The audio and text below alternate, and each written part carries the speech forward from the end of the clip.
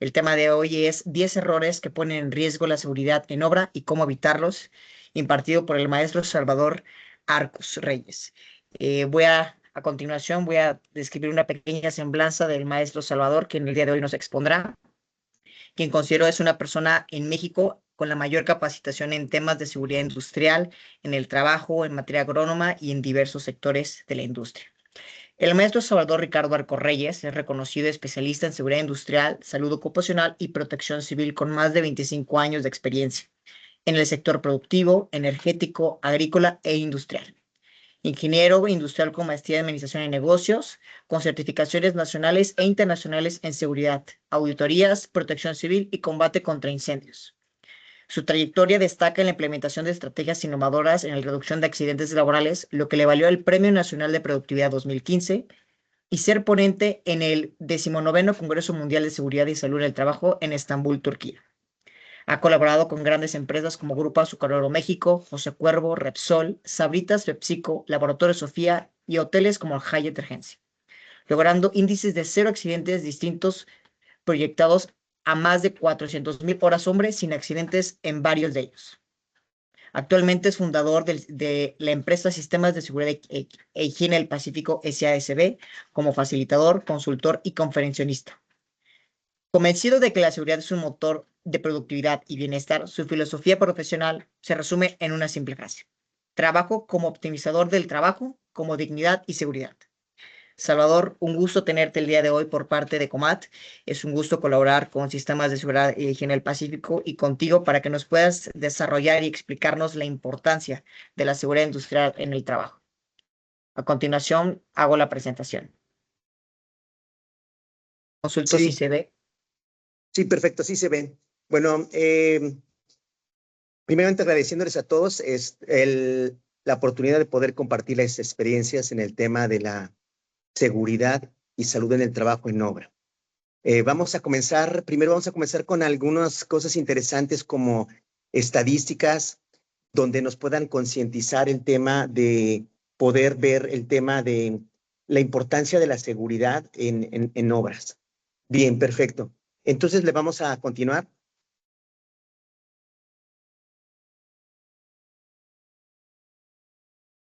Bien, lo que tenemos básicamente aquí cuando vemos este tema de las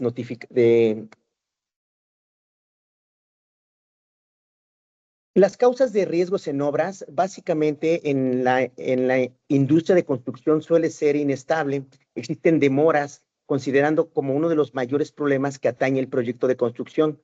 Los retrasos en las construcciones pueden originar sobrecostos, disputas entre partes de abandonos de proyectos, incluso litigios legales. Algo que sí es importante es que en el tema de construcción, las demoras es un punto crítico. De hecho, todo el proyecto va alrededor de las demoras, porque hay tiempos de cumplimiento y entrega. La industria de construcción suele estar sujeta a mayores riesgos imprevistos de cualquier otra industria. Aunque los proyectos de construcción requieren planeación exhaustivo, la construcción se caracteriza por desarrollarse circunstancias como predecibles para hacer difícil la concreta planificación. ¿Qué afecta a las demoras? Todo, básicamente. El retraso se define como la demora sobre el cronograma planeado y es considerado como uno de los mayores riesgos y problemas que de este tipo de desarrollo debe afrontar.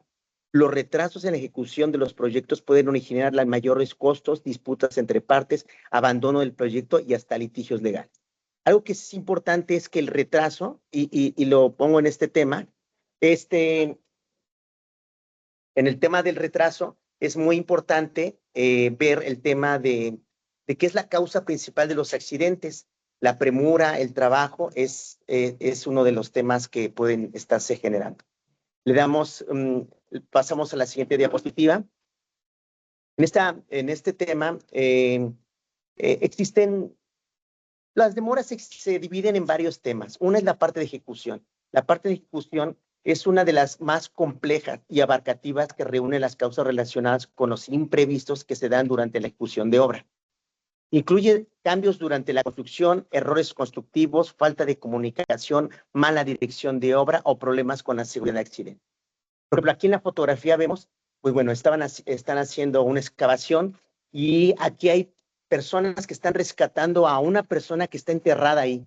Ahí lo que pasó es que hubo un derrumbe de las paredes. Lógicamente, existe una norma en México, la norma 031, donde dice los porcentajes de inclinación que deben de tener una excavación dependiendo de las características de la tierra. Entonces, por ejemplo, aquí es uno de los temas de ejecución. Ejecutan la excavación, tiene más de 2 metros de profundidad, no ven ni contemplan la compactación del piso y un trabajador es enterrado ahí. Ahí en la foto se ve básicamente el tema. Y lógicamente después de un accidente que viene, la clausura. En el tema de las clausuras, básicamente, Secretaría de Trabajo no tiene la facultad inmediata de clausurar obras, pero Protección Civil sí. Y Protección Civil lo que hace es, en base a la protección de los trabajadores y de las personas involucradas, tiene la facultad de cerrar cualquier obra y ellos detectan un riesgo eminente. Lógicamente, después de un accidente, se cierran obras y pueden durar días, meses, hasta poder rehabilitar nuevamente la obra, una vez que ya comprobaron que se cumplen las normas y la seguridad. Dándole el siguiente paso, hablamos de mano de obra. Las manos de obra se refiere a toda la causa de retrasos de atribuibles al personal, desde el personal altamente calificado hasta los estudiantes europeos. Dice que uno de los temas importantes en el tema de la construcción y que va pegado con ellos es que las obras tienen un tiempo determinado. Entonces, las personas que laboran ahí, lógicamente, trabajan por obra determinada. Y, lógicamente, cuando termina una obra e inicia otra, el tema del reclutamiento de personal se vuelve delicado. De hecho, uno de los grandes problemas que se asignan como responsables de seguridad en México se llama seguridad, le llamas al oficial de seguridad que está parado en la puerta cuidando a las personas los ingresos, y también se le llama seguridad a la persona que hace seguridad de salud en el trabajo.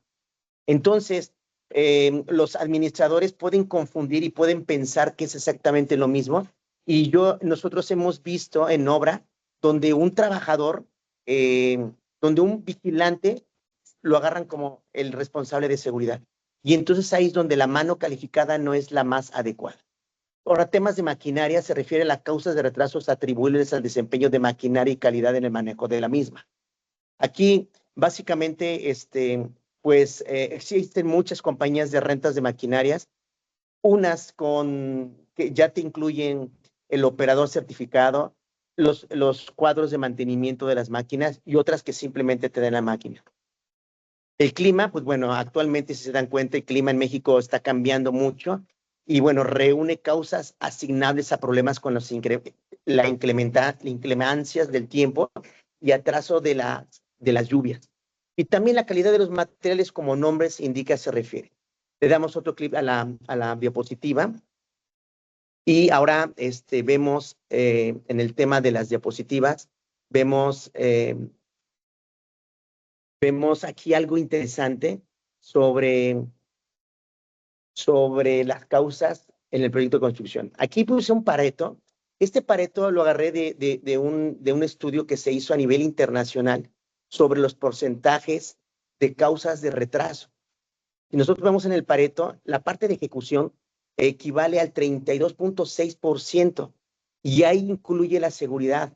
O sea, ¿cuáles son los mayores motivos en la industria de construcción donde existen retrasos? Pues en la ejecución. ¿Qué otra? En la mano de obra. Y después vienen proyectos y diseños. Y bueno, ya después vienen otros temas. Alguien podría decir clima, pero bueno, en realidad no pinten el Pareto en los porcentajes. También si vemos que en la misma se puede apreciar que el 80% de las causas de los retrasos de los proyectos de construcción se deben a la ejecución y al problema de mano de obra. El problema de diseño y aspectos administrativos, los más destacables de conclusión, son los problemas. Entonces, es muy común atribuir retrasos a la falta de suministro de materiales o maquinaria, pero el análisis estadístico nos muestra y la literatura internacional nos muestra que el problema básicamente está en la ejecución. Y cuando la ejecución hablamos de temas de procedimientos de seguridad, Por ejemplo, nos han pasado que en las excavaciones no tienen tapiales, o por ejemplo, vamos a hacer trabajos en altura y no contemplaron las líneas de vida, y entonces, de alguna manera, los trabajos se vuelven imprecisos, improvisados y se generan accidentes de trabajo. Muy bien. Ahora le damos otro clip a la presentación. La casuística de la accidentabilidad. En el Instituto Mexicano del Seguro Social existen estadísticas muy bien estratificadas y, bueno, de alguna manera tienen un grado alto de confiabilidad porque se generan a partir de las ST7 que los empleadores llenan cuando hay un aviso de accidente de trabajo. Por ejemplo, aquí sí se ve que desde el 2020 al 2024 existe un aumento de riesgos de trabajo. Si ustedes lo ven aquí, el tema nosotros lo pusimos como tasa de accidentabilidad. La tasa hace referencia a cuántos accidentes hay por trabajador, en este caso 3. Entonces, claro que independientemente que pueda existir mayor actividad, en las empresas, en las obras, pero aquí esto indica que existe más accidentes. La tasa de accidentabilidad refleja un claro retroceso en la aplicación de procedimientos seguros y cumplimiento. Esto va en contra de la normatividad. Si ustedes se dan cuenta, por ejemplo, en el 2024 salió la norma 017, también salió la norma 03. El 017 es equipo de protección personal. También hubo una modificación en el 2024 en la norma 03 sobre manejo de agroquímicos. En el 2023 hubo una modificación en algunas otras normas, pero de la 20 a la 24 hubo, por ejemplo, cambios en normas de teletrabajo, que es la 34, también en la norma 35, que hablas de riesgos psicosociales, en la 36, riesgos de ergonomía, en la 17, que habla de riesgos de equipo de protección personal, y también en la norma 3, o sea que hay 5 normas que buscan prevenir accidentes, pero de acuerdo a esta gráfica que estamos viendo, definitivamente existe una contradicción. Hay más normas, pero hay menos cumplimiento de cada una de ellas. Le damos un clic. Muy bien, gracias. Ahora, aquí esta gráfica está muy interesante. Cuando nosotros siempre se nos ha dicho que el área de construcción es un área que es una industria de las más accidentables. Aquí saqué esta gráfica que tenemos acá sobre accidentes de trabajo. En este tema de accidentes de trabajo, si nosotros nos damos cuenta, el 10% es atribuible a las obras de ingeniería y de construcción. Pero existen otras tipo de industrias, como por ejemplo el de servicios profesionales y técnicos, con un 16%. Y si se dan cuenta, sería la segunda más alta en la industria, aunque si se dan cuenta está muy fragmentado. Está entre la parte de construcción de ensambles y transportes. También tenemos la compraventa de alimentos y bebidas, el tema de compraventas de autoservicios y departamentos especializados de líneas de mercancía. Y bueno, está muy fragmentado. En realidad no hay una contundencia de que la parte de las obras sean las más peligrosas. Sí son las segundas más peligrosas, pero bueno, si se dan cuenta, está muy fragmentado el tema de los accidentes de accidentes por grupo económico. Le damos un clip a la presentación.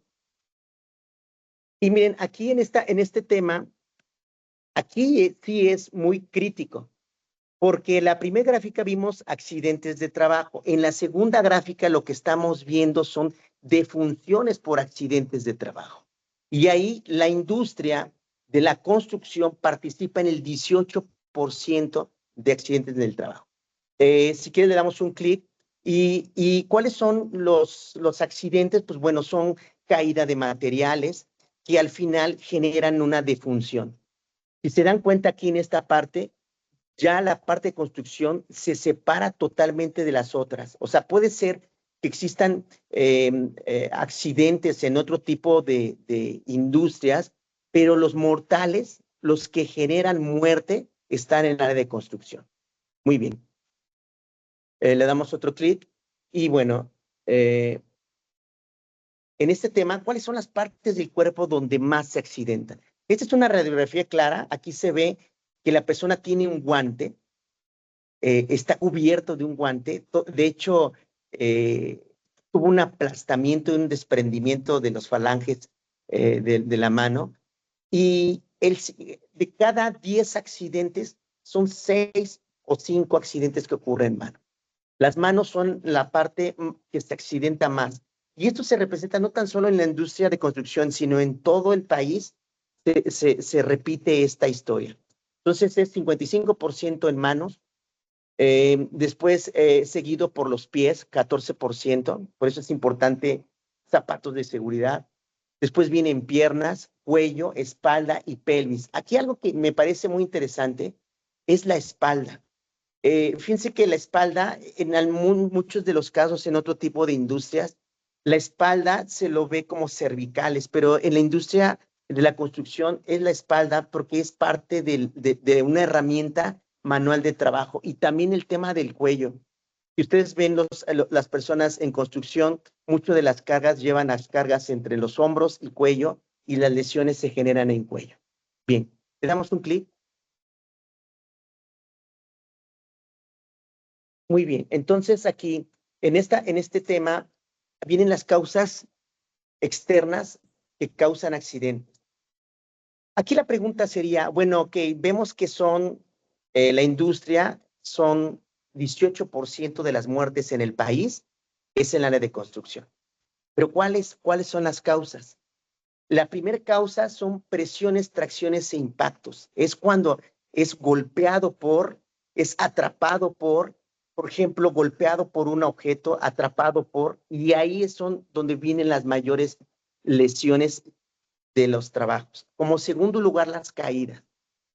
De hecho, más del 80% de las personas que caen de cierto nivel siempre terminan en muerte.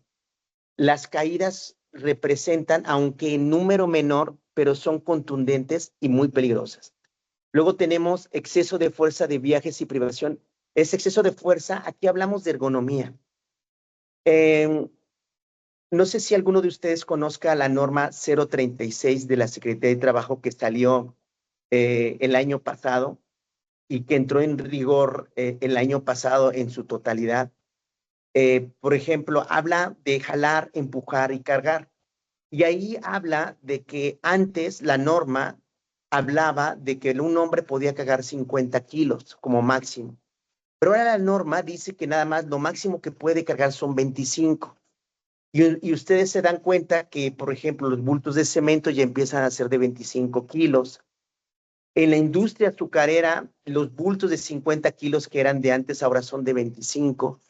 Los de cal en su mayoría siempre han sido de 25, pero ya el número 25 se vuelve el límite máximo que una persona puede cargar en un centro de trabajo. ¿Y a qué se refiere? Pues bueno, estos problemas de lumbalgias y de sobreesfuerzos siempre recaen en las cervicales. En el tema de las cervicales, lo que genera, pues bueno, son hernias, la gente se queda inválida y sí, definitivamente oprime el nervio que viajaba en medio de la médula espinal y las personas ya no pueden caminar, no tienen fuerza ni en manos ni en piernas y se vuelven incapacidades permanentes. Y bueno, existen otros temas también, por ejemplo, como agresiones. Siempre vemos a veces pleitos. En muchas de las obras hay gente que trabaja drogada y genera pleitos adentro. También, si no hay una buena vigilancia, también existen personas con efecto alcohólico trabajando dentro de la industria. Suele suceder. Recuerdo muy bien en una obra donde había una inspección muy exhaustiva a la entrada de los trabajadores. Los trabajadores, el jefe de seguridad veía que los trabajadores entraban, pero salían borrachos Y entonces observaban y veían y daban rondines de por qué las personas tomaban alcohol o cuál era el método de que tomaban alcohol dentro de las instalaciones. ¿Saben qué hacían? Agarraban una naranja, las inyectaban de tequila y entonces cuando el oficial abría las bolsas de alimentos, el trabajador decía, pues yo traigo mis naranjas, el tema de la hidratación. Y pues bueno, pues no puedes decir nada. Y entonces las naranjas y los limones llenos de tequila. Pues lo que hacían los trabajadores, cortaban su limoncito, se lo empezaban a chupar, pero ya tenían el tequila y el limón integrado. ¿Cómo ven? Entonces, pues lógicamente eso genera agresiones y genera pues muchos accidentes de trabajo. Pero bueno, el tema es que si no existe una buena vigilancia de la salud, los trabajadores de alguna forma buscaban la forma de cómo no cumplir ese tema por falta de concientización. También habla sobre contactos de calor, sustancias calientes, motocicletas, lesiones de accidentes. Ustedes vean en una obra que donde no hay control, ustedes entran a la obra y adentro de la obra están esas motos de los trabajadores, bicicletas de los trabajadores. ¿Y qué pasa si un trabajador se sube a una moto y se cae dentro de la obra? Ya se iba a su casa, ¿eh? El señor salía a las 6 de la tarde, el señor agarra la motocicleta 6:10, se sube a la motocicleta y al salir se cae dentro de la obra. ¿Qué es? Pues un accidente de trabajo. Oye, pero ya no estaba trabajando, sí, pero estaba dentro del lugar de trabajo. Y entonces resulta que por eso aquí sale una estadística, motocicletas lesionadas en accidentes de transporte. Pero, a ver, entonces no fue en la calle, no. Estos accidentes de motocicleta fueron causados dentro de la obra dentro de la obra. Entonces, a ver, llegan los trabajadores, ¿dónde dejan las motocicletas? Afuera de la obra. La bicicleta fuera de la obra, porque si se suben adentro de la bicicleta y se caen adentro, eso es accidente de trabajo. Entonces, por eso llama mucho la atención. Esta estadística es del Instituto Mexicano del Seguro Social y su confiabilidad es del 95%, porque esta estadística está basada en las ST7 que los mismos empleadores suben. Y ahora, no tan solo los empleadores, sino recuerden que la ST7 se llena con dos versiones, la versión del trabajador y la versión del patrón. Se junta y esta es la respuesta. Muy bien, entonces le damos un clic aquí. Muy bien, entonces ahora vemos este tema. Incapacidad permanente. ¿Qué es una incapacidad permanente? Bien, una incapacidad permanente, existen incapacidades parciales, incapacidades totales, incapacidades permanentes. Primero vamos a ver incapacidades temporales. ¿Qué quiere decir? Bueno, me luxé el hombro, me dan un desinflamatorio, reposo 15 días y vuelve a estar como nuevo mi hombro. Entonces es una incapacidad temporal, fue temporal y hay un tiempo de reposo, de recuperación y vuelvo a trabajar. Después viene una incapacidad permanente. En la incapacidad permanente, lo que podemos ver es lo siguiente. La persona ya no vuelve a estar nunca más. Como por ejemplo, le podemos dar un clic. Aquí hay un ejemplo de un permanente que es más un clic, nada más un clic. Por ejemplo, aquí lo que vemos es una persona que ya no tiene la mano derecha y otra persona que ya no tiene el pie izquierdo, igual el pie izquierdo, en ambos izquierdos, perdón. Eso se llama incapacidad permanente. La pierna ya no crece y por lo tanto se genera una incapacidad permanente. La persona ya no puede elaborar en la mayoría de los casos y a la obra lógicamente se le finca un aumento de prima de riesgo. Por ejemplo, aquí también resalta mucho que la construcción participa con el 11% de personas, le damos otro clic, donde podría ser personas que quedan ciegas, amputadas de extremidades superiores, inferiores, que pueden quedar sordas, con hipoacusias, también pueden estar incapacitadas. Y la última imagen, quisiera detenerme en esa imagen, porque esa imagen que significa, es una enfermedad que se da en los deltoides, y déjenme comentarles que el hombro es uno de los músculos más delicados del cuerpo humano. Y les voy a decir por qué. Vean mi mano. y mi mano tiene flexión y extensión. Flexión y extensión. Se ve en mi mano, flexión y extensión. Pero el hombro, y además tiene dos funciones. Y si ustedes ven su bíceps, también tiene flexión y extensión. Tiene dos formas de moverse, nada más. Pero si ustedes ven el hombro tiene extensión, flexión, tiene rotación, tiene abducción, tiene aducción. Ya mencioné 6. Y esos 6 lo multiplican por 6. Existen 64 movimientos posibles de puro hombro.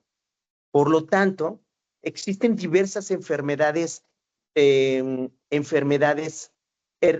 por desgaste físico en el hombro.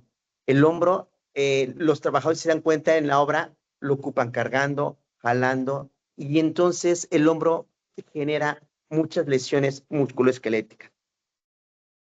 Manguito rotador se llama. Manguito rotador, una de las enfermedades del hombro, en donde hay hiperextensiones de tendones y hay desgarramientos musculares. Y eso puede generar incapacidades permanentes. Bien, entonces le damos otro clic. Bien, entonces en esta gráfica, miren, esta gráfica está increíblemente de mucho análisis. Y les voy a decir por qué análisis. ¿Sabían que la industria de la edificación genera más enfermedades de trabajo que cualquier otra? El 26%. ¿Pero qué son enfermedades de trabajo? ¿De qué una persona se puede enfermar en la construcción? Por ejemplo, en esa imagen que yo pongo, ¿de qué se pueden? Bueno, miren, eso significa que una persona puede tener asbestosis. ¿Qué quiere decir? Que está respirando asbesto y se genera cáncer pulmonar. Y también puede estar respirando sílice. ¿De dónde agarra el sílice? Del cemento, de la piedra, del polvo. Entre una persona, algo simple. Cuando ya termina la obra, empiezan a barrer toda la obra y se ve un polvo que se suspende en todo largo de la construcción. Y las personas no tienen un protector respirador. Ahí lo que están respirando es sílice. Están respirando partículas de cemento, de tierra, de piedra, de concreto, y eso es sílice y eso genera problemas de sílice. Luego en la otra imagen habla sobre temas de intoxicación, por ejemplo, la pintura y algunos otros. Le damos otro clic y en esta lista que estamos viendo dice enfermedades respiratorias, lesiones musculoesqueléticas, enfermedades de la piel. En el tema de enfermedades de la piel, ¿ustedes han visto a albañiles cómo tienen sus manos y sus antebrazos resecos? Eso se llama dermatitis y puede estar generando dermatitis en la piel por contacto directo con los químicos, con los precursores del tema del cemento. También enfermedades del oído. Es obligatorio, por ejemplo, ¿qué genera ruido en la obra? Un rotomartillo, martillos, la obra, todo está generando ruido, todo está generando ruido. Y uno de los temas importantes de enfermedades de trabajo es el oído. Yo voy a hacer una pregunta y yo mismo me contesto, ¿verdad? Pero ¿saben cuánto cuesta perder un oído con una hipoacusia severa? Cuesta aproximadamente el 50% de IPP. ¿Qué quiere decir? Que cuesta lo mismo que yo pierda mi mano izquierda del codo hacia la punta, cuesta lo mismo que perder mi oído derecho. Pero ¿cuál es la diferencia? Que cuando esta persona pierde la mano del codo hacia afuera, es muy vistoso. ¿Por qué? Porque le amputó la mano, le cayó una retroexcavadora, le amputa la mano, existe hemorragia, se activa todo un protocolo de emergencia, llegan los paramédicos, tapan la herida, tapan la hemorragia, hacen torniquete para evitar que la persona se desangre y se hace todo un show. O sea, se hace todo un panorama. Llega la ambulancia, se sube, llega protección civil, existe análisis, existen multas, existen miles de cosas. Pero cuando nosotros tenemos a una persona con un rotomartillo acá, exponiéndolo arriba de 110 decibeles en el oído, ¿qué pasa? No pasa nada. Todo el mundo se da cuenta, pero nadie hace nada. Y quiero que se imaginen que es como si le estuviéramos metiéndole un serrucho a la mano cuando está una persona sin tapones auditivos. ¿Por qué pega esto en la industria? Porque tarde o temprano esta persona se va y se queja al Instituto Mexicano del Seguro Social y se genera una IPP. Y entonces aquí es sorprendente que el 26% de todas las enfermedades de trabajo en México son generadas en el área de construcción. También viene el tema de intoxicaciones, trastornos psicosociales y enfermedades causadas por agentes biológicos. Agentes biológicos, pues bueno, pues hablamos de alacranes, insectos, temas bien delicados como el tema de los baños, los temas de los baños en las industrias, esos típicos baños portátiles. Eso genera enfermedades causadas por agentes biológicos. Lógicamente, pues bueno, el trabajo digno sobre estar dándole cambios a esos baños portátiles, estarlos sacando, mantenerlos limpios, etcétera, es todo un protocolo interesante. Pero bueno, yo sí quise detenerme sobre las disfunciones por enfermedades de trabajo. O sea, aquí la gente se murió por esa enfermedad de trabajo. O sea, aquí dice cuántas personas se murieron, independientemente de las enfermedades que se tuvieron. Pero la obra participa con un 26%. Bien, entonces le damos clic. Miren, entonces los accidentes son resultado de una gestión deficiente.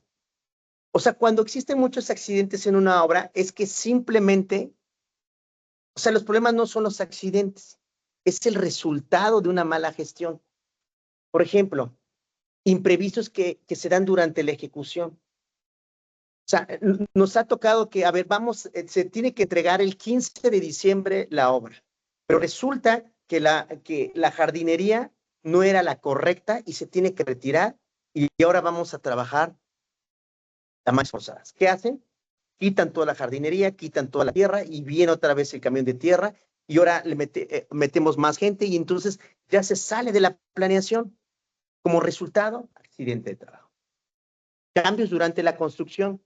Ya existe una planeación, pero en ese momento, en el momento de la excavación, alguien no tenía sus diagramas unifilares y se dio cuenta que a la hora de estar haciendo ese trabajo, lastima una instalación eléctrica oculta y se generan cambios en la construcción. Ahora ya no podemos hacer nada aquí, porque apenas en una obra me tocó donde el sistema de pararrayos bajaba en un centro de carga eléctrico.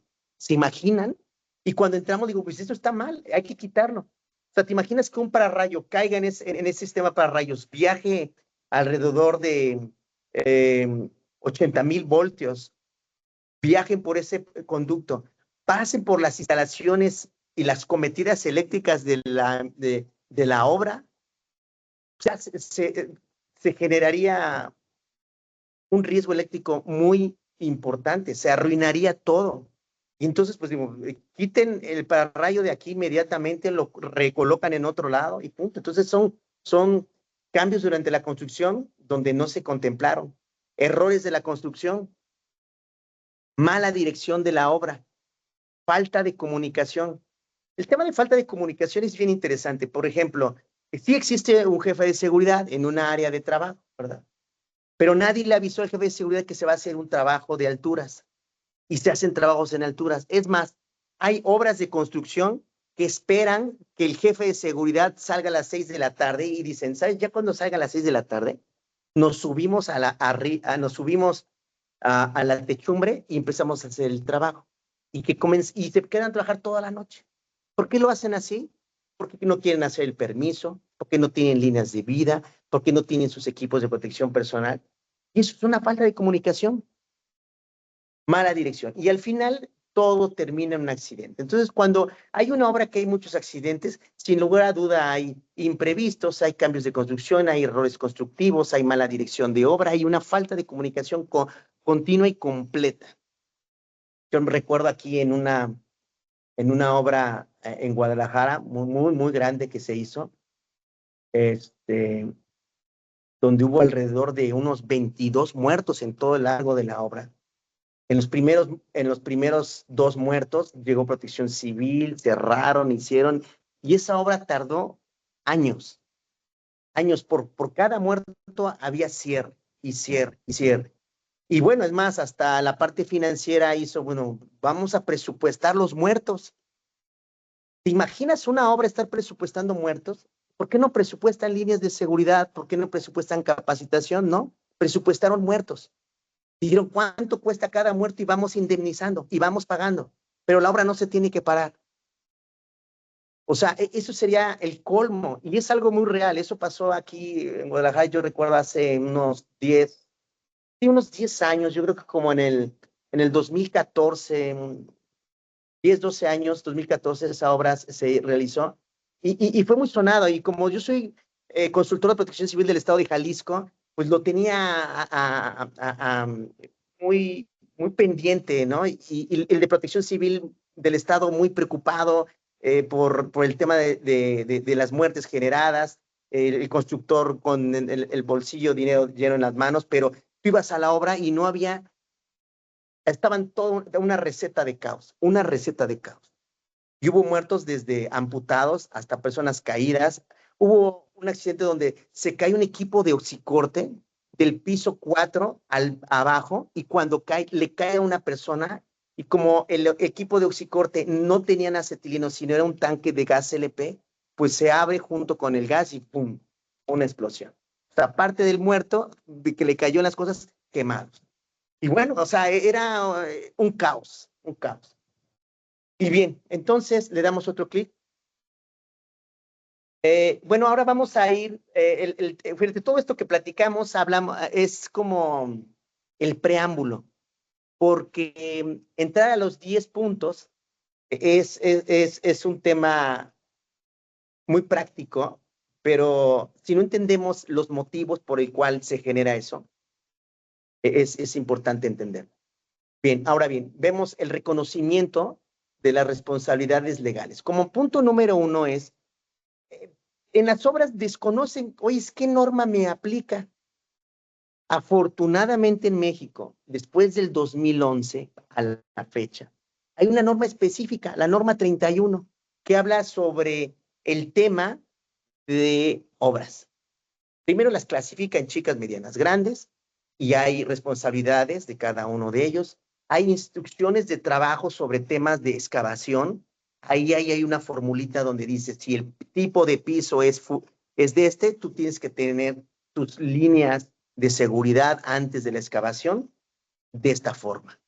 Trabajos en altura, también habla sobre ductos de descarga de escombros, habla de un montón de cosas que se tienen que cumplir en obra.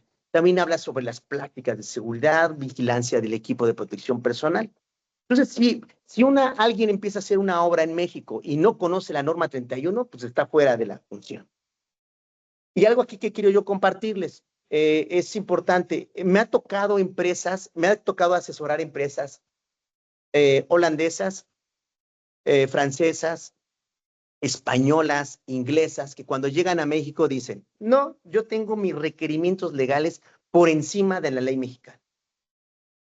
Ajá, pero estás en México y debemos de cumplir las leyes mexicanas. Sí, pero por ejemplo, dice, un ejemplo, en México, a partir de 1.80, las personas deben tener arnés, pero en Francia, a partir de 1.20. Entonces, 1.20 es más bajito que 1.80, entonces yo, como para que cumplo la norma mexicana. Esa necedad de no querer cumplir y no conocer la normatividad mexicana ha llegado a que después de 2, 3 meses recibo una llamada y me dicen, oye, tengo aquí a la Secretaría de Trabajo y Previsión Social y tengo un emplazamiento de 180 medidas que equivale 15 millones de pesos de multa. ¿Qué pasó? Entonces, creo que el primer punto es el tema de esto. Bien. El punto número 2, falta de capacitación.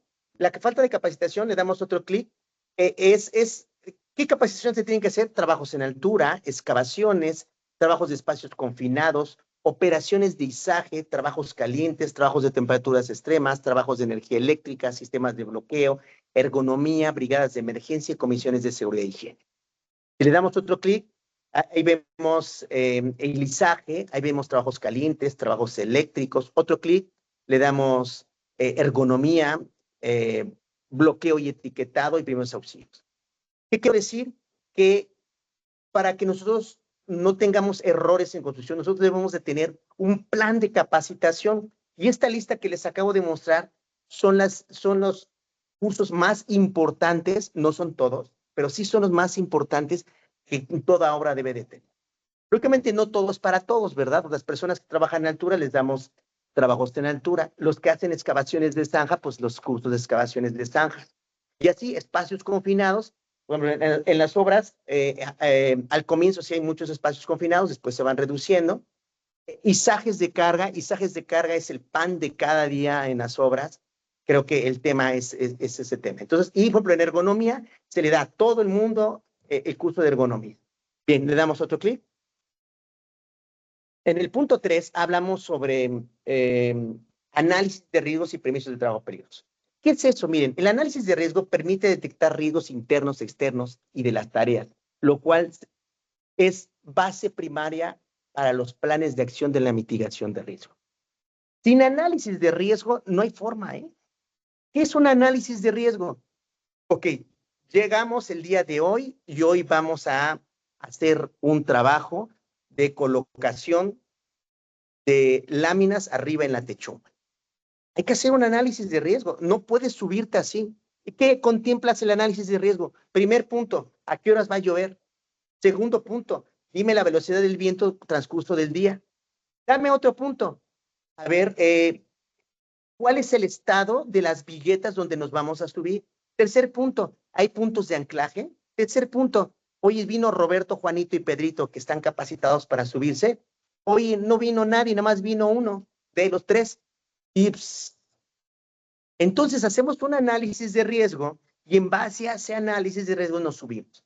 En la industria de construcción, el no hacer un análisis de riesgo es como pegarle a la piñata, ponerte una venda y pegarle a la piñata y ir error tras error. Si no se realizan siempre, existirán sorpresas, accidentes e imprevistos. Y después de eso viene el permiso de trabajo. El permiso de trabajo permite verificar que los riesgos están controlados, detectados y que todo el personal está comunicado en ejecución. Recuerden, riesgo cero no existe, el riesgo cero no existe, pero lo que sí podemos hacer es que el riesgo esté controlado y esté detectado, sepamos dónde está, hacia dónde va. Todo el personal debe estar comunicado en esta ejecución. Miren, responsabilidad de seguridad sin autoridad. Este es un tema típico. ¿Quién es el, por ejemplo, ven el primer organigrama? ¿Ven el organigrama? ¿Sí lo ven? ¿Dónde está el de prevención de riesgos? ¿Ya lo vieron? Está en el staff. En el staff. ¿Qué quiere decir que es en el staff? ¿El apoyo? Entonces esa persona no tiene autoridad. Entonces cuando esa persona vaya con el jefe de obra y le diga, ¿sabes qué? Esa actividad hay que pararla porque es sumamente peligrosa y va a causar esto. Esa persona va a decir, ¿quién eres? Es el jefe de seguridad. Sí, pero yo te voy a entregar y lo debo entregar a la 1 de la tarde y mi jefe me está esperando. Y si no lo entrego, me corren. Discúlpame. Y lo hace. En este ejemplo típico de la seguridad tiene la misma autoridad que un staff, lo cual cuando detecta un riesgo o quiere advertir de un peligro, simplemente no tiene autoridad y no hay resultado. Esto es típico. Es más, contratan al jefe de seguridad nada más para que lo vean con su casquito rojo y que se está moviendo. Y que se pelee ahí con los trabajadores que se pongan casco y lentes. Esa no es la función del prevencionista. El prevencionista, la función es detectar los análisis de riesgo en las obras. Si no lo detectan, entonces no hay forma de poder determinar.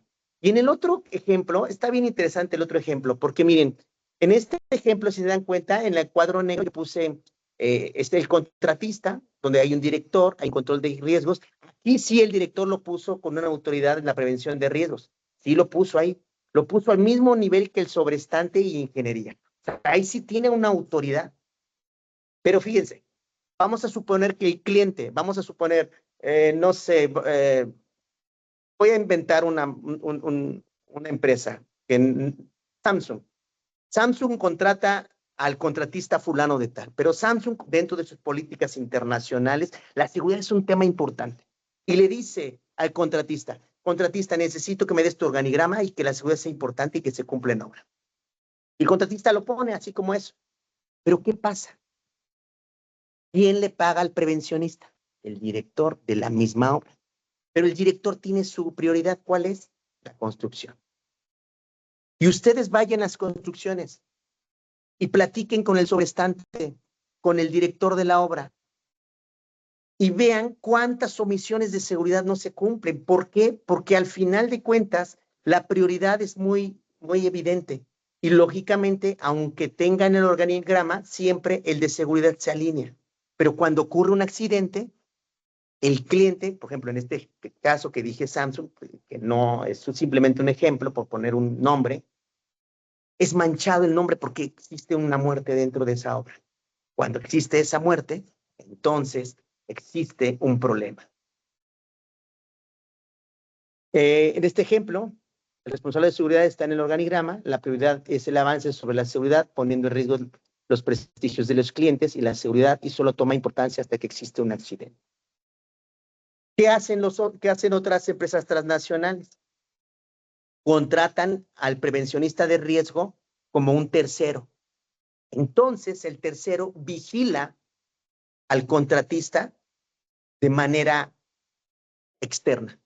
Y eso funciona muy bien y ha funcionado muy bien y he visto ejemplos claros muy bien, porque como ya no le paga el dueño de la contratista, ya no tiene por qué la seguridad debe estar por debajo de la construcción. Y entonces se cumple.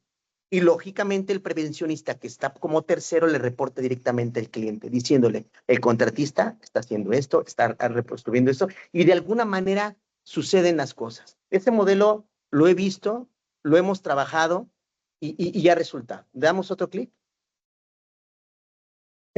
Bueno, en la otra lámina vemos retraso de materiales y permisos y licencias. Por ejemplo, en México el tema de licencias de construcción es un tema muy interesante que debe hacerse con muchísima antelación. Yo he visto obras que dicen, y esto es un tema de planeación, ¿eh? O sea, ¿sabes qué? Decide la empresa arrancar el 5 de febrero de este año.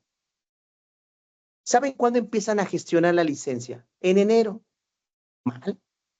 La licencia se tiene que estar generando 3 meses mínimo antes, porque hay muchos procesos, por ejemplo, se tienen que presentar planos arquitectónicos, estudios de impacto ambiental. Un estudio de impacto ambiental dura 2, 3 meses, fácil. En algunos casos es necesario estudios de impactos ambientales para evaluar y mitigar los impactos negativos. También obtener permisos específicos y también cumplir regulaciones de construcción. Todo este tema de permisos y licencias deben hacerse con antelación. Y yo lo hemos vivido, o sea, nos piden que nuestro jefe de seguridad ya se presente en obra el 5 de febrero. Pues resulta que estamos en mayo y no ha iniciado. Y es una pérdida de dinero impresionante, porque nosotros los seguristas solamente nos presentamos yo y algún 2, 3 personas del equipo, pero el contratista que se presenta con 100 trabajadores en el lugar de la obra, con maquinaria, equipo, materiales, y no hay licencia. No hay licencia. Entonces sí, es un tema que lógicamente cuando una vez que ya genera licencia, cuando tenías primeramente 8 meses para término de la construcción, ahora nada más tienes 3 o 4 y tienes que entregarlos sí o solo sí. Dime en qué momento entra la seguridad ahí. No hay seguridad. Le damos clic. Bien, entonces en el 6, falta de procedimientos seguros. Miren, por ejemplo, voy a mencionar por algunos. Mira, planificación de diseño, preparación de terrenos, estructuras, muros, divisiones, techos, cubiertas, instalaciones, acabados, instalaciones de sistemas. Sí están identificados los objetivos de los proyectos, sí están de alguna manera los procedimientos ahí, pero no dicen nada con respecto en seguridad. Entonces, ¿sabes cómo se aprende la seguridad en la obra? Por ejemplo, en el primera fotografía que les presenté, donde hay trabajadores desenterrando a un trabajador que se les desmoronó y se derrumbó todo el material y está derrumbado. Después de esto, ¿qué hacen? ¿Te imaginas sacar todo ese escombro? ¿Cuánto tiempo te tardas para encontrar dónde está la persona? Y entonces resulta que en una obra, a partir de ese momento, le ponen una línea de vida, por lo menos para saber si se derrumba, cómo lo sacan. Luego otra, ¿por qué no antes de eso hacen su estudio de suelos para identificar qué tipo de suelo es y qué márgenes de seguridad deben de tener? Pero no contienen.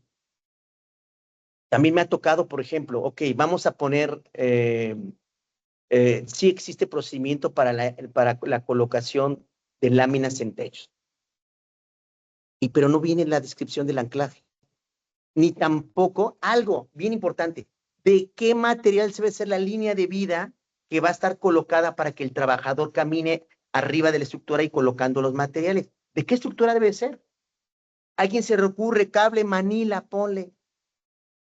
Otro de poliestireno, otro se le ocurre cables de acero, pero cables de acero, ok, ¿de qué medida? Ok, ¿de qué elongación? Ok, ¿de qué tensión? Ok, ¿cuántas personas tienen la capacidad para cargar un cable de 3/4 de acero inoxidable?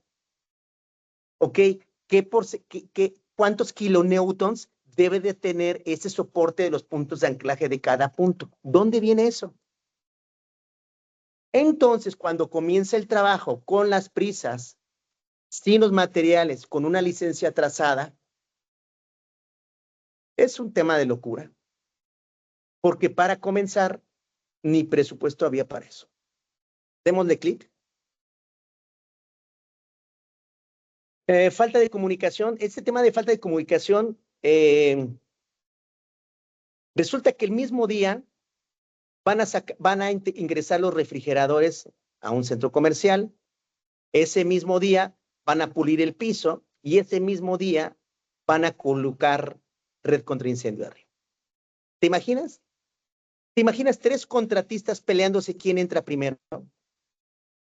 Simplemente el tema de comunicación.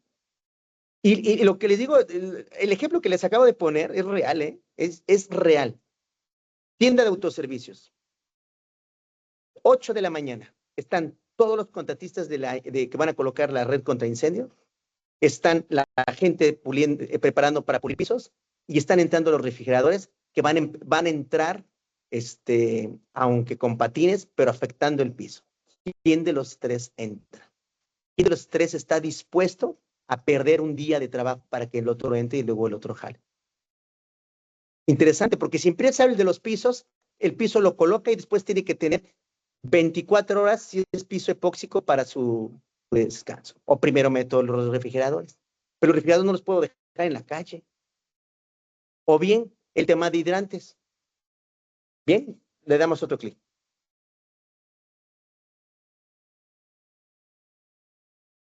El tema de concientización de seguridad.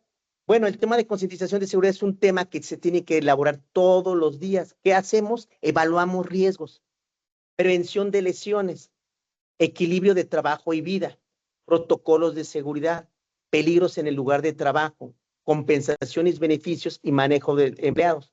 Por este anuncio que puse aquí, la prevención empieza por ti. Dice aquí, con prevención, accidentes, enfermedades y daños de trabajo pueden ser evitados. Aquí hay un papá abrazando a su hija, unos trabajadores platicando y una trabajadora haciendo trabajos de limpieza en la parte izquierda. La norma 31, yéndonos al punto número 1, dice que es obligatorio todos los días, así dice, todos los días, T-O-D-O-S, todos los días, dar pláticas de seguridad. ¿Para qué quieres dar las pláticas de seguridad? Pues para retroalimentar a la gente, para generar concientización, para recordar la evaluación de riesgos, para platicar cuáles son los riesgos que tuvimos el día de ayer, qué es lo que esperamos el día de hoy. Todo eso está en la norma y dice qué debemos de hacer y que esas pláticas se tienen que hacer todos los días, ¿verdad? Pero imagínense con la falta de comunicación y con los retrasos y eso, dicen, ¿sabes qué? Hoy no hay pláticas, métanse a trabajar. Demos otro clic.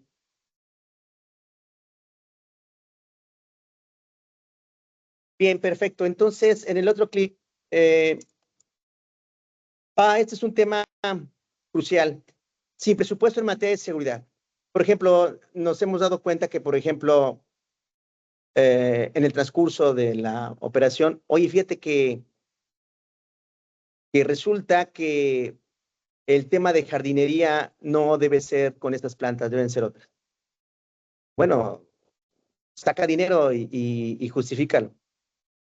Y como ese ejemplo, porcentajes de cemento, porcentajes de materiales, porcentajes de cualquier tipo de cosas que puedan pasar en el transcurso de la ejecución. Pero oye, hace falta líneas de vida y un arnés. No hay dinero, porque para esto no hay dinero. No se contemplan presupuestos en materia de seguridad y en caso de trabajos peligrosos no se analizan los riesgos, por lo cual mucho menos presupuesto para evitar accidentes. En la foto que les acabo de poner, se ve una foto sencilla, pero es una persona que está en cuclillas. Si logran ver, hay una línea de vida de acero alrededor. Esta persona está anclada en la línea de vida. Esa línea de vida tiene un costo, tiene un precio, tiene una colocación. Esa línea de vida que tiene ese trabajador es una línea de vida doble gancho, con lo que busca es que sea bastante amplio para la parte de sujeción. ¿Y eso de dónde va a salir? Porque desde el inicio de la operación no contemplaron presupuesto para el equipo de protección personal y simplemente no hay. ¿Sabes qué? Súbete así. En este ejemplo, el trabajo en altura requiere en muchos casos líneas de vida, redes anticaídas, sistemas de anclaje, etc. Y sin presupuesto se toman riesgos innecesarios. Bien, pasamos a la al último punto, y no por ello es el menos importante, la permisibilidad ante la violación de las reglas de seguridad. La permisibilidad se refiere, por ejemplo, en el primer punto dice certeza del accidente. Miren, nosotros hemos estado en obras donde nos hemos dado cuenta que en las zonas rurales es más difícil este tema de concientización de la seguridad. ¿Por qué? Porque te encuentras con un albañil que siempre ha trabajado en el pueblo, utiliza chanclas, nunca ha utilizado un casco, siempre usa sombrero y tiene sus propias formas de trabajar. Lo contratas y le dices, a partir de este momento estas son las reglas. Entonces dicen, oye, espérate, yo llevo 30 años trabajando así, tengo casi 55 años de edad y nunca me ha pasado nada. Certeza de sanción. Por ejemplo, pues no me van a sancionar. O sea, que me sancionas, pues me voy. Y entonces, ¿qué dice el constructor? No, pues no tengo gente. Ya, como que le dices, como que lo regañas y como que lo jalas y como que haces las cosas y como que nos hacemos pato. Y entonces, cuando cambiamos hasta que se accidenta la persona. Luego, lo que hacen los demás. Por ejemplo, entras a una parte rural y entonces es ahí donde empiezan los detalles. Después viene lo que hace el grupo, el juicio moral y adecuación del castigo. Entonces, por ejemplo, en el tema hay un ejemplo, en este ejemplo del cráneo que pongo, es el ejemplo de cuando antes, por ejemplo, recuerdan hace unos 20 años nadie ocupaba cinturón de seguridad. Nadie ocupaba cinturón de seguridad. Entonces empezaron a hacer anuncios de seguridad, de concientización, y de todos modos nadie lo ocupaba. Llegaba el de tránsito y te decía, póngase su cinturón, entonces lo veías, te lo ponías y al rato te lo quitabas. Y no se ponía.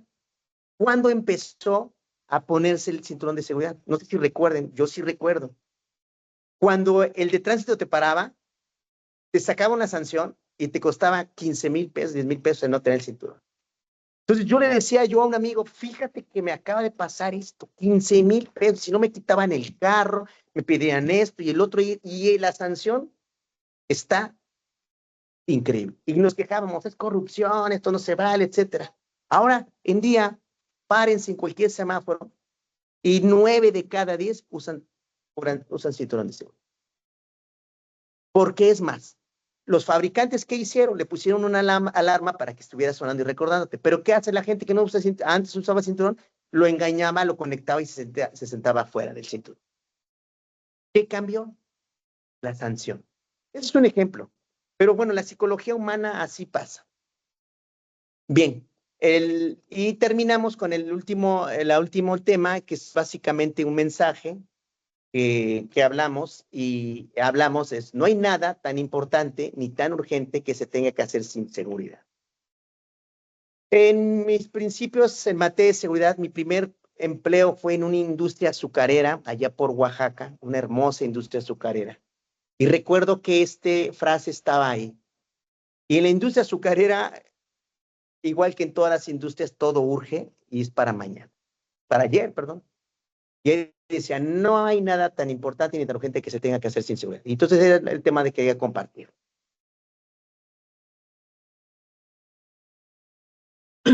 Pues de verdad, maestro Salvador, son cosas importantes que se ven día a día en la construcción, que como dicen, urgen y nos omitimos estos pasos tan importantes.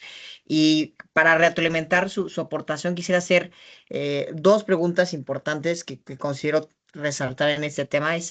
Ya nos ha dado 10 puntos importantes a considerar, tanto por parte del contratista como parte de los trabajadores, pero hay un punto en el que ambos colaboren y sea de forma esencial. O sea, ¿dónde es la esencialidad de buscar y cuidar la protección de los trabajadores, que son la mano esencial para poder construir y terminar una obra? ¿Cuál es el punto medular que tú dirías, este es?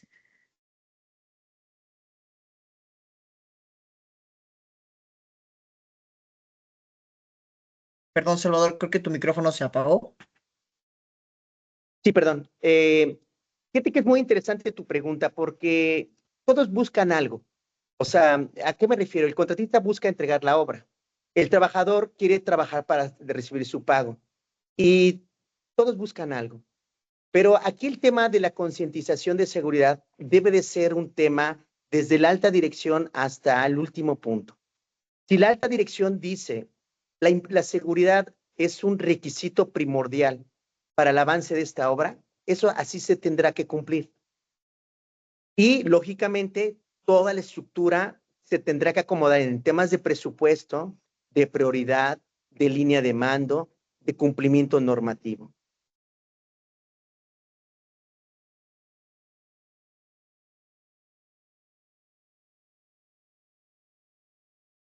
Correcto.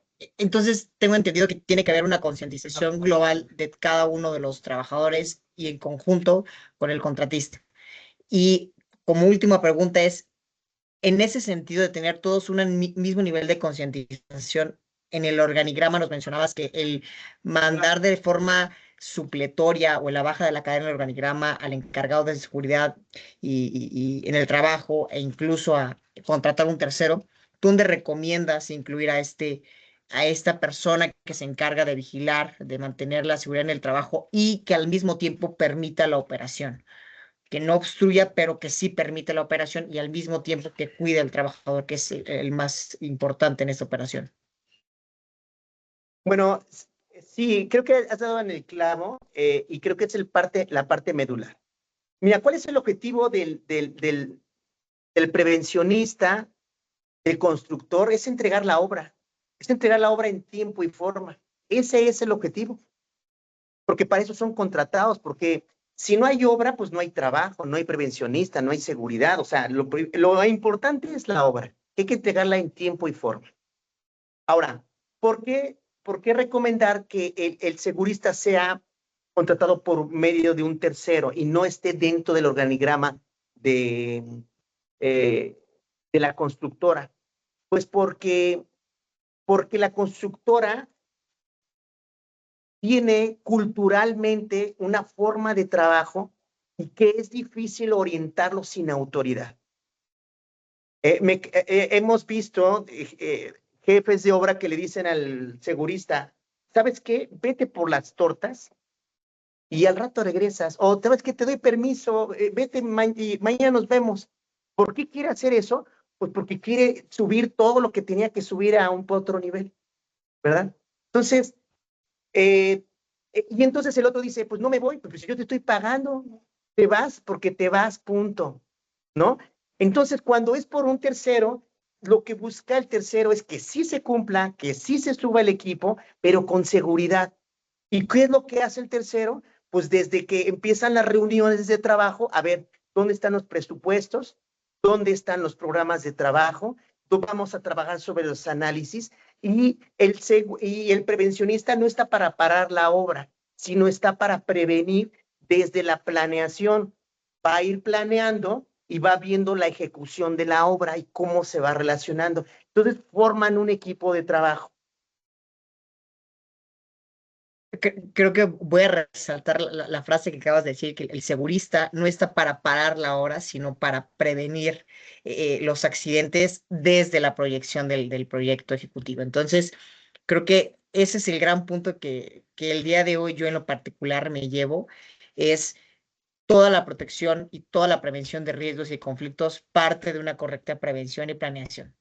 Entonces, realmente considero que debemos de dejar de ver la existencia de un conflicto entre el contratista, entre el jefe de obra, entre el encargado de seguridad industrial, en favor de poder tener.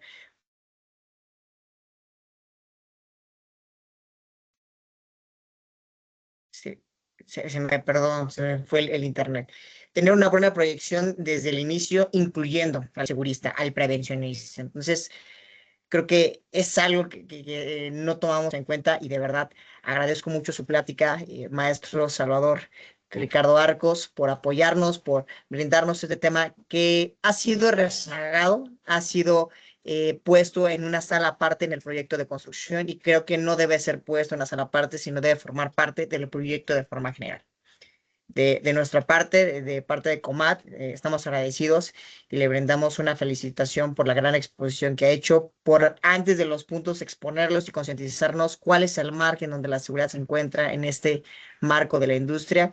Y como último, no sé si le gustaría agregar algún comentario adicional para poder cerrar y podernos tal vez dejarnos su correo electrónico aquí para poder contactarlos si tenemos alguna duda o alguna sugerencia respecto a estos temas de seguridad industrial en el trabajo que creo que es realmente relevante.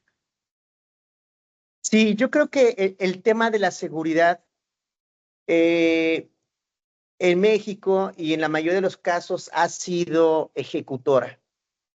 Y creo que ahí radica el problema. Si nosotros dimensionamos el ciclo de Deming en planear, ejecutar, revisar y actuar, la seguridad debe estar en la planeación. Si la seguridad está en la planeación, desde ahí viene. Por eso ahí viene la importancia que debe ser un experto en el tema de seguridad y por eso debe estar una persona calificada para que pueda poder tener la oportunidad de la planificación. Y desde la planificación hasta la ejecución. Pero actualmente, ¿qué hace el jefe de seguridad?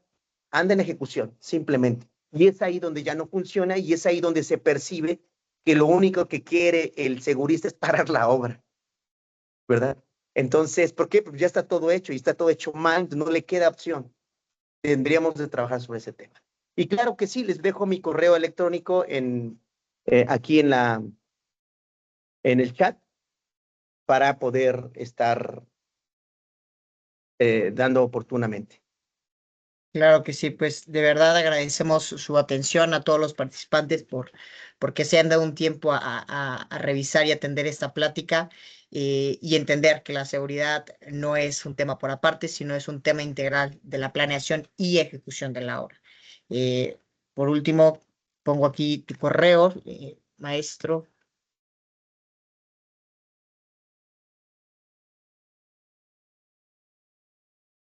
Sí, ya acabo de ponerlo. Correcto. Bueno, ahí queda abierto a todos los participantes para poder utilizarlo y estamos completamente dispuestos a poder apoyarlos y seguir creando esta concientización en materia de seguridad de trabajo. De nuestra parte, de parte de ICOMAT y de Grupo Seguridad Pacífico y Sistema de Seguridad en la Higiene, agradecemos su participación y su atenta escucha. Hasta luego a todos.